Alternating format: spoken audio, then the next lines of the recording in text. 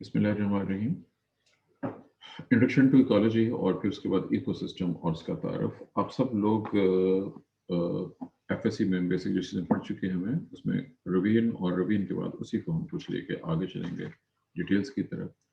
Ecology की background जिसने यहाँ पे दी हुई है, ये नाम बहुत मशहूर मारूफ है। अर्नस्ट हैकेल 1866 मशहूर मारूफ प्रोटिस्टा वाला साइंटिस्ट जिसने प्रोटिस्टा जो है को लफ्ज़ को शुरू बख्शी, ये उस बंदे की बात हो रही है। इसी बंदे ने सबसे पहली बार इकोलॉजी को इस्तेमाल किया। ये लफ्ज़ ने ओइकोस जिसका मीनिंग है घर और लोगी के लफ्ज़ वाक़ई है स्टडी। अब यहाँ पे घर का मतलब है वो जगह जहाँ पे जानदार रहते हैं। उस वक्त उसने ये लफ्ज़ इस्तेमाल किया था, ये स्पेलिंग है उसके, और इकोलॉजिक, और अब ज़ाहिर है इकोलॉजी के नाम से मशहूर है। बल्कि अब इकोलॉजी के बजाय अगला स्टेप है एनवायरमेंटल बायोलॉजी। इसके लिए जो लफ्ज़ आजकल इस्तेमाल किया जा रहा है वो एनवायरमेंटल बायोलॉजी का लफ्ज़ ज़्यादा कॉमन हो गया है बजाय खाली इकोलॉजी का लफ्ज़ इस्तेमाल किए जाने के। जी ये था जी सिर्फ नाम, ये नेम की बात हुई है। इसमें चूंकि जो घर का जिक्र हुआ है, घर का तो रहने की जगह, ड्वेलिंग प्लेस, इसने लफ्ज़ इस्तेमाल किया है। इसने फैमिली हाउस होल्ड का लफ्ज़ इस्तेमाल किया। फैमिली हाउस होल्ड का मतलब है जहाँ पे लोग रहते हैं, घर मुराद है। और जैसा कि अभी बात मैंने की कि चूंकि हमने सिर्फ इंसानों को नहीं बल्कि एनिमल्स को, प्लांट्स सबको स्टडी करना है इकोलॉजी में, तो जानदार जिस जगह पे रहते हैं और वो जगह ज़ाहिर है या तो वो मिट्टी होगी, रेत, पहाड़, सहरा, इसके अलावा फ्रेश वाटर, सी वाटर, कोई भी जगह जहाँ पे जानदार रहते हैं उनका घर है और वहाँ पे उनकी स्टडी। और स्टडी में क्या कुछ शामिल है, अब यहाँ पे आ जाए सेकंड के अंदर जिसने लफ्ज़ इस्तेमाल किया हुआ है। ये लफ्ज़ बहुत इंपॉर्टेंट है, इंटरेक्शन। ये इंटरेक्शन उनका फिजिकल वर्ल्ड के साथ भी है, अपने दूसरे मेंबर के साथ भी है, अदर स्पीशीज के साथ भी है, हर किस्म के। और जो उनकी बाहर जो उनका माहौल है उसमें एनवायरनमेंट जानदारों को उनके एनवायरनमेंट से ताल्लुक, और उसके रेफरेंस से तमाम तर चीज़ें इसी टर्म इसके अंदर यानी इकोलॉजी के अंदर आ जाती है। अब जैसा कि मैंने लफ्ज़ इस्तेमाल किया यहाँ नहीं है मौजूद जो अपने ऐड करना है कि मौजूदा दौर में बजाय इकोलॉजी का लफ्ज़ इस्तेमाल करने के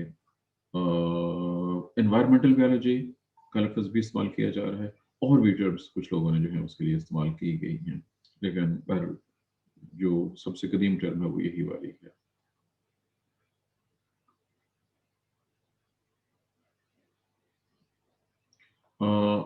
हैकल से पहले एक किसी और साइंटिस्ट जिसका नाम है जी पीटर, उसने ये टर्म इस्तेमाल की थी लेकिन उसको भी शोहरत न मिली। फिर वही बात आ जाती है कि कुछ लोग जो ज़्यादा मशहूर होते हैं वो प्रोटिस्टा से पहले प्रोटोक्टिस्टा का लफ्ज़ दिया था जॉन हॉग ने, उसको कतन शोहरत ना मिल सकी। लेकिन जब हैकल ने प्रोटिस्टा का लफ्ज़ इस्तेमाल किया तो शोहरत इसके नाम पे आ गई। बिल्कुल ऐसे ही इकोलॉजी का जो लफ्ज़ था एक्चुअली पहले किसी और ने इस्तेमाल किया लेकिन उसको शोहरत ना मिल सकी, और जब हैकल ने लफ्ज़ इस्तेमाल किया तो वो हैकल के नाम पे सारे का सारा चल पड़ा। कल ये था जी इसका जो है आप कह लीजिए बैकग्राउंड इसका। अब मुख्तलिफ लोगों ने इकोलॉजी को मुख्तलिफ तरीकों से डिफाइन किया है। मैं एक डेफिनेशन ये ज़्यादा याद रखिएगा क्योंकि बहुत से लोगों की डेफिनेशन डिफरेंट है। ओडम की डेफिनेशन आप ओडम की बुक से चेक कर लीजिएगा। जो ओडम चूंकि सिलेबस में नंबर 1 पे है, वो ओडम की बुक अवेलेबल है, चूंकि कॉलेज में अवेलेबल है, मार्केट में अवेलेबल है। कॉलेज में भी लाइब्रेरी से मिल सकती है आपको, और मार्केट में भी अवेलेबल है। ओडम की 2 बुक्स हैं, एक छोटे वाली और एक बड़े वाली, जौन से मिल जाए यूज़ कर सकते हैं। वो जो छोटे वाली है वो भी काफ़ी अगर मिल जाती है किसी को। बहरहाल एक दो डेफिनेशंस हैं जो मैं बयान कर रहा हूँ, और वो डेफिनेशन जो यहाँ पे जो कुछ दिया गया उससे थोड़ा सा डिफरेंट होंगे। एक डेफिनेशन है जी total relation of the animals to its organic and inorganic environment. ये एक साइंटिस्ट की डेफिनेशन है। दूसरी definition science of all the relations of all organism to all their environment. अब इन दोनों में जो चीज़ है कि जानदार, एक ने एनिमल लफ्ज़ और एक ने जानदार का लफ्ज़ इस्तेमाल किया है अपने इन्वायरमेंट के साथ, जो कुछ भी इन्वायरमेंट में शामिल है। एक और साइंटिस्ट उसने इसको डिफाइन किया, it is scientific natural history. तीसरे साइंटिस्ट ने इसको इस तरह डिफाइन किया, it is scientific natural history. अब ये लफ्ज़ चूंकि नेचुरल हिस्ट्री से आप प्रॉपर वाकिफ नहीं है, नेचर और नेचर की स्टडी के हवाले से उसकी हिस्ट्री, उसके तारीख के समेत। बहरहाल मुख्तलिफ लोगों ने, जैसे पहले कह चुके हूँ जी, मुख्तलिफ तरीकों से इसको डिफाइन करने की कोशिश की है। एक वर्ड वर्डिंग कवर कीजिए, It is the science which deals with interrelationships between living and non-living environment, living world and non-living environment. अब लिविंग वर्ल्ड में जानदार चीजें सारी की सारी, और उसके नॉन लिविंग एनवायरनमेंट के अंदर हर वो चीज आ जाती है जिससे आप मुख्तलिफ तरीकों से वाकिफ हैं, जिसको हम फिजिकल फैक्टर्स का नाम और इसी को हम एबायोटिक और बायोटिक फैक्टर्स का नाम देते हैं। बहरहाल इकोलॉजी की दर्जनों के हिसाब से, बल्कि इससे भी ज़्यादा डेफिनेशंस अवेलेबल हैं। मैंने सिर्फ चंद एक आपके सामने पेश कर दी हैं ताकि आपको ये याद रहे कि अब आप एफएससी में नहीं है बल्कि एफएससी से अब लेवल के ऊपर मौजूद है। चूंकि जो हमारा अगला हेडिंग है इकोसिस्टम, एक और definition, it is study of ecosystems, ecosystem की स्टडी विद इकोलॉजी ही कहलाज। अब चूंकि इकोलॉजी का जो तारफ है वो मुकम्मल हो गया, जैसे कि मैं पहले कह चुका हूँ कि सिलेबस में इकोलॉजी का हेडिंग दे के उसने जिस चीज़ को डिस्कस करना शुरू किया है वो सारी की सारी इकोसिस्टम है। चुनाचे अब मैं डेफिनेशंस को छोड़ के आगे की तरफ आ रहा हूँ। इसकी वजह से बहुत लंबी चौड़ी हिस्ट्री है इकोलॉजी का, बल्कि हर साइंस की बहुत ही हिस्ट्री होती है, लेकिन आमतौर पर जो हमारी किताबें हैं उनमें और सिलेबस में उसको कोई ख़ास तवज्जो नहीं दी जाती। हालांकि हिस्ट्री बड़ी मज़ेदार चीज़ होती है स्टडी के हवाले से अगर बात की जाए तो। जी मैं आ रहा हूँ जी। हाँ, दो लफ्ज़ है, दो लफ्ज़ लिए कि ये लफ्ज़ आपने पहले से पढ़े हुए बुक पे यहाँ पे नहीं दिए गए, कहीं आगे जाके आपने आर्टिकोलॉजी और सिनिकोलॉजी के नाम पहले से पढ़े हो। आई एम श्योर आपको ये लफ्ज़ याद रहे होंगे पहले से, आर्टिकोलॉजी और सिनिकोलॉजी। यहाँ पे नीचे आपको पॉपुलेशन का लफ्ज़ और आगे जाके आपको कम्युनिटी का लफ्ज़ मिलेगा। पॉपुलेशन की स्टडी जिसमें एक ही स्पीशीज़ के मेंबर्स होते हैं उसको आर्टिकोलॉजी, और कम्युनिटीज़ में बहुत सी स्पीशीज़ इकट्ठी होती है उनकी स्टडी को सिनिकोलॉजी कहा जाता है। आप ये कह सकते हैं कि ये दोनों इकोलॉजी की वो दो अहम ब्रांचेस जो कि पॉपुलेशन और कम्युनिटी से डील करती हैं। मज़ीद इसके अलावा भी इसकी इकोलॉजी की टाइप की जा सकती हैं। फ्रेश वाटर इकोलॉजी ज़्यादा होगी, मैरीन इकोलॉजी ज़्यादा हो जाएगी, और ऑनवर्ड ये इसकी मुख्तलिफ किस्म की आप कह लीजिए कि ब्रांचेस, और ये बहुत सी हैं। अब तो नई से नई और जिस ब्रांचेस आती जा रही है। ये था जी इकोलॉजी का तारफ, और अब मैं आ रहा हूँ मेन हेडिंग, जो हमारा सिलेबस का हेडिंग है वो है जी इकोसिस्टम। और इकोसिस्टम के अंदर जो कुछ भी है वो सब कुछ पहले उसका तारफ होगा, और फिर उसके बाद हम चलेंगे आगे और उसके अंदर जो चीज़ें होती हैं, यानी बायोटिक फैक्टर्स और एबायोटिक फैक्टर्स, वो दोनों चीज़ें, और एबायोटिक फैक्टर में आगे जो कुछ आएगा जिसको हम एटमॉस्फेयर, लिथोस्फीयर, हाइड्रोस्फीयर, जिसको आपकी बुक ने खास तौर पर पॉइंट आउट किया है, उसका जिक्र भी आएगा। ये सब कुछ पार्ट है जी हमारे सिलेबस का, जिसको हमने वन बाय वन लेकर चलना है आगे। अब सबसे पहले हम इकोसिस्टम की डेफिनेशन की तरफ चलते हैं। अब यहाँ पे आपके सामने तस्वीर मेन जो बुक आपके सामने मौजूद है, मशहूर मारूफ, यहाँ पे इकोसिस्टम का सिंपल सा तारफ मौजूद है, सामने रखें तारफ को। इकोसिस्टम असल में एब्रिविएशन है, पूरा लफ्ज़ है इकोलॉजिकल सिस्टम। जब हम किसी भी जगह पे जानदारों को स्टडी करना चाहते हैं, जो छोटा पॉसिबल यूनिट हो सकता है, जरूरी है कि बहुत छोटा हो, इकोसिस्टम बहुत बड़ा भी हो सकता है। बहुत छोटे से लेके बहुत बड़े तक हमारे पास इकोसिस्टम्स पॉसिबल हो सकते हैं। अगर मैं पहले एग्जांपल दे दूं छोटे इकोसिस्टम की और एक बड़े इकोसिस्टम की, तो ये आपके लिए कुछ रिव्यू हो जाएगा, ताकि आपके जहन में ये ना हो और इसका कोई गलत कंसेप्ट ना बैठ जाए, जो ताकि एग्जांपल्स पहले आपके सामने आ जानी चाहिए। आपके घर में कहीं पे अगर किसी घर में कोई दरख्त लगा हुआ है, कोई है जी आप में से किसी घर में दरख्त हो या कुछ पौधे उगे हुए हो, खा वो गुलाब हो, चमेली हो, कोई भी चीज़ उगी हुई हो, क्यारी हो जिसमें आपने ये चीज़ उगाई हो, या कम से कम एक गमले में कुछ पौधे रखे हुए हैं जो उगे हुए हों। एनीवन? जी सर, गमले रखे हुए। जी गमले। जी सर। अगर आप किसी भी गमले को, डिपेंड करता है आप उनकी सफाई कितनी जी करते सर, हैं। मैंने भी रखे हुए। जी, किसी घर में दरख्त अगर हो वो थोड़ा ज़्यादा हो जाएगा इम्पोर्टेंट, दरख्त हो बाकायदा और साथ नीचे कच्ची सर ज़मीन पे। हमारे घर में पहले था। चलिए बिल्कुल ठीक है जी। साथ थोड़ी बहुत कच्ची ज़मीन है कि नहीं है, जहाँ पे दरख्त है वहाँ पे आसपास जगह कच्ची है या पुख्ता कर दी गई हुई है, ये बता दीजिए। जी सर, पहले थी। कच्ची है पक्की है ये बताइए।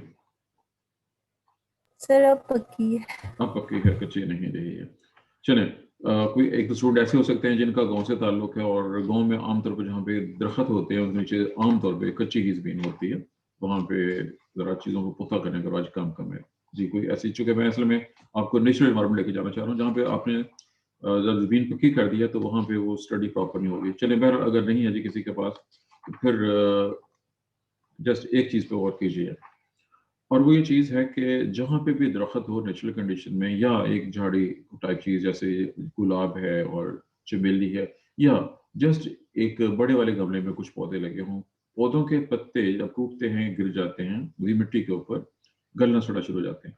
अगर आप किसी पत्ते को उठाएंगे तो उसके नीचे से आपको कुछ कीड़े मकोड़े, कुछ इंसेक्ट्स, कुछ स्पाइडर, कुछ ना कुछ चीज़ आपको नजर आएगी।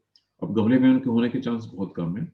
अगर जमीन के ऊपर पत्ते गिर रहे हैं और कुछ टहनियाँ भी पड़ी हुई हैं, कुछ लकड़ी पड़ी है, उसको उठा के देखें, या बहुत सी जगहों पे कुछ लोग ज़्यादा सफाई पसंद नहीं होते हैं, वहाँ पे कुछ ईंटें चिटें पड़ी हों, अगर कहीं मिट्टी पे ईंटें पड़ी हुई हों, ऊपर पत्ते वगैरह गिरे हुए हों, एक ईंट उठा के देखें, उसके नीचे से आपको कुछ खास किस्म के कीड़े मकोड़े भी नजर आ सकते हैं, बड़े साइज के कीड़े मकोड़े भी मिल सकते हैं। मैंने कीड़े मकोड़े का लफ्ज़ आर्थ्रोपोडा के मैंने में इस्तेमाल किया है।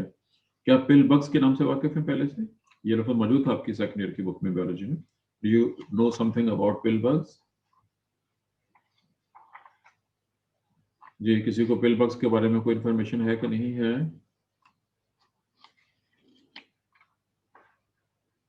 तो आपकी क्लास में से जॉब आने में। रिपीट कर दें वर्ड। पिल बग्स एफएससी लेवल का लफ्ज़ है, सेकंड ईयर की बुक में इस्तेमाल हुआ है। Do you know something about what is a pill bug? P-I-L-L pill, B-U-G-G, or P-I-L-L pill, B-U-G bug, pill bug.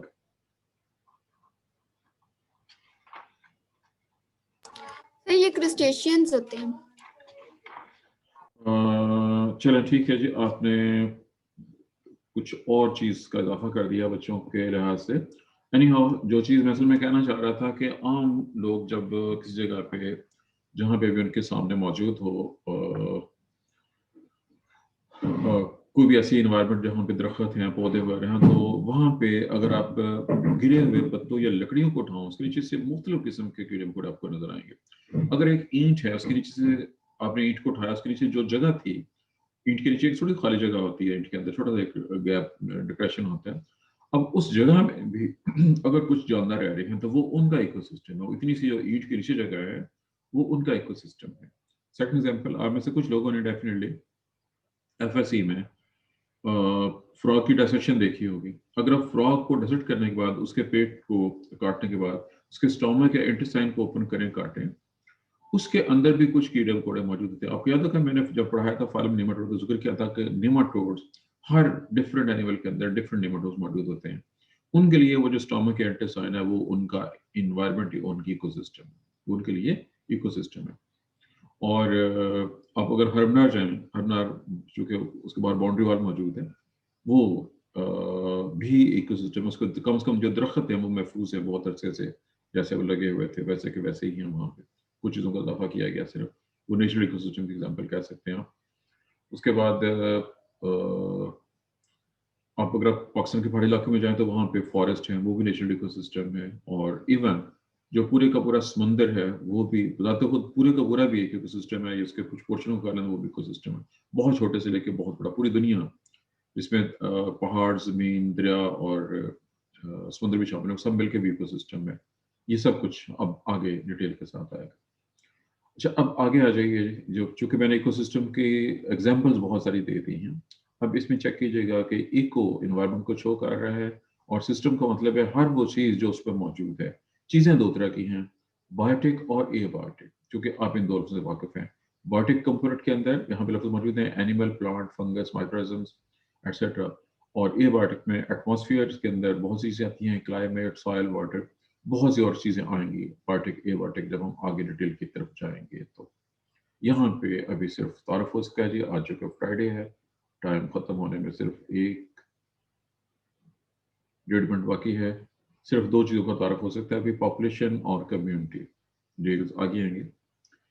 जब आप फर्ज कीजिए आप एक जंगल को स्टडी कर रहे हैं, जंगल में स्टडी करने के लिए हमारे पॉइंट ऑफ व्यू से पहला स्टेप ये है कि हम सिर्फ एक स्पीशीज को पकड़ लें। फर्ज कीजिए कि एक जगह पे, मैं लोकल एग्जाम्पल देने लगा हूँ, उड़ियाल। क्या आपने इसका नाम सुना हुआ है? उड़ियाल का नाम सुना हो किसी ने? मैं एग्जाम्पल पाकिस्तान से दे रहा हूँ। जी सर सुना हुआ है। जी, एक और नाम ले रहा हूँ, मारखोर। ये नाम सुना किसी ने? मारखोर। जी सर ये तो कौमी जानवर है। जी बिल्कुल ठीक है जी। अब स्वाय हिरा के बाकी लोग लगता है उनका ताल्लुक वासन कौम जी से है। सर। जी चलें, शुक्र है जी, ईज़ा ने भी कह दिया है। जी सर। चलें, खैर 2 लोगों ने, 2 या 3 लोगों ने कह दिया है जी, जी उनसे सर वाकिफ पता है। है। चलें, मैं चूंकि लोकल एग्जाम्पल दे रहा हूँ, ऐसे ही बारहसिंगा है, किसी एक स्पीशीज ले रहे हैं आप, बारहसिंगा जिसको हम कहते हैं टीम में, उसकी बात कर लेते हैं या मारखोर की बात कर लेते हैं। एक एनवायरमेंट में मारखोर के जितने भी जानदार, मेल फीमेल, बच्चे बूढ़े सब, वो एक पॉपुलेशन कहलाएगी। अगर हम एक जंगल में हैं, फर्ज कीजिए वहाँ पे मारखोर भी हैं, सपोज वहाँ पे उड़ियाल भी है, वहाँ पे काला हरिन भी है, और वहाँ पे शेर भी है।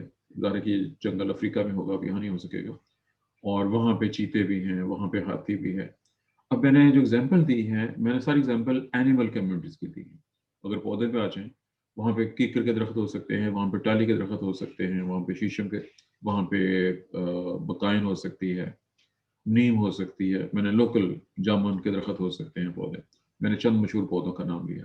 प्लांट कम्युनिटीज़, एनिमल कम्युनिटीज़, मैंने ये मिसालें दे दी हैं। साथ ही पॉपुलेशन, किसी एक स्पीशीज के तमाम अफराद जो किसी खास इलाके में एक जगह पे मौजूद हैं, वो एक पॉपुलेशन कहलाते हैं। या देखिए, जब हम इकोलॉजी में बात कर रहे थे तो इकोलॉजी में हम सिर्फ जानदारों की स्पीशीज का जिक्र करते हैं, इलाके टाइम का जिक्र करते हैं। जब यही डेफिनेशन हम जेनेटिक्स में यूज़ करते हैं तो उसमें साथ इन ब्रीडिंग की शर्त लगा देते हैं कि वो आपस में इंटरब्रीड करते हैं, वो रिप्रोड्यूस करते हैं। इकोलॉजी में इंटरब्रीड का लफ्ज़ हम इस्तेमाल नहीं करते, लेकिन वो अंडरस्टूड है कि जानदार जब इकट्ठे होंगे तो वो इंटरब्रीड भी कर रहे होंगे। चलिए जी, टाइम इज़ ओवर, बल्कि 1 मिनट ऊपर हो गया जी, इसलिए अल्लाह हाफ़िज़।